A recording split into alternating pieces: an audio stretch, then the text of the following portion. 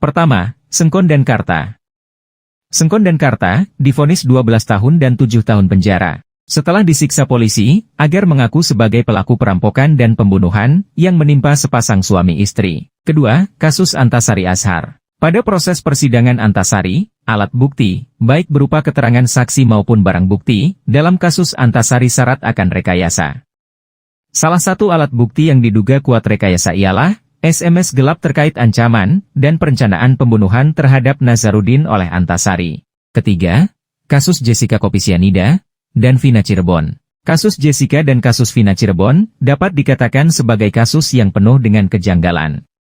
Bahayanya, kejanggalan yang ada terjadi pada seluruh rangkaian proses hukum yang berjalan, mulai dari penyidikan, penuntutan, hingga putusan. Keempat, kasus Lukman dan kawan-kawan.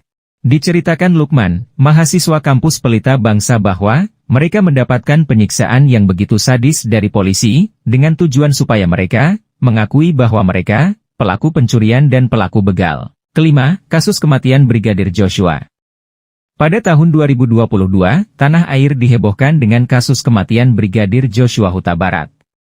Kasus ini nyata-nyata rekayasa polisi, karena melibatkan puluhan polisi, baik polisi biasa, maupun polisi yang memiliki jabatan-jabatan tinggi di Polri. Komjen Pol Susno 2J.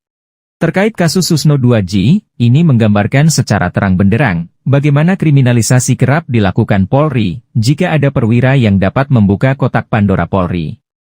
Susno 2J yang pada waktu itu, hendak membongkar kasus Bank Senturi, pada akhirnya dituduh terlibat suap-menyuap. Tom Lembong. Lembong pernah menjabat sebagai Menteri Perdagangan pada tahun 2015 hingga 2016, di bawah rezim Jokowi Jilid 1. Ia dituduh melakukan korupsi dalam kegiatan impor gula. Lembong bahkan telah menjadi terdakwa. Ia telah divonis bersalah oleh pengadilan, sehingga ia divonis penjara-penjara 4,5 tahun. Akan tetapi, tidak berselang lama, ia mendapat abolisi dari Presiden Prabowo, Nadiem Makarim.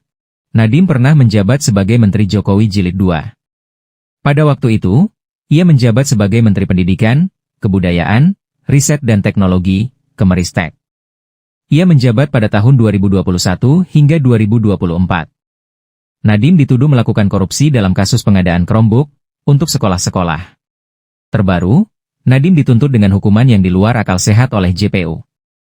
Nadiem dituntut 18 tahun penjara dan denda 1 miliar. Yang lebih gawatnya lagi, Nadiem dituntut membayar uang pengganti sebesar 5,6 triliun, yang kalau tidak bisa dibayar maka diganti dengan penjara 9 tahun.